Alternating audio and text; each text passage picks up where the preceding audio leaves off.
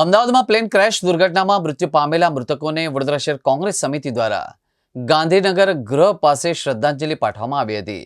2 મિનિટનું મૌન પાળવામાં આવ્યું તેમજ ઘાયલોને જલ્દી સાજા થાય એ માટે પ્રાર્થના પણ કરવામાં આવી હતી।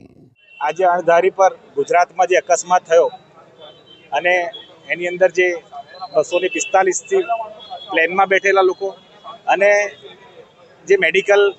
હોસ્ટેલના ડોક્ટરો જે અકસ્માતના જે ભોગ બન્યા છે અને જે અત્યારે જેમના આત્માને શાંતિ મળે એ માટે અમે વડોદરા શહેર કોંગ્રેસ સમિતિ સાથે શ્રદ્ધાંજલિનો જે કાર્યક્રમ રાખ્યો છે। પ્રભુ પરમેશ્વર સદગતના આત્માને શાંતિ આપે અને અત્યારે સારવાર લઈ રહેલા તમામ લોકો જલ્દીથી સાજા થઈ જાય, એમના પરિવારોને એમને હૂંફ મળે એ જ અમે ભગવાનને પ્રાર્થના કરીએ છીએ। અને સાથે સાથે એક વસ્તુ કહીશ કે આંતરરાષ્ટ્રીય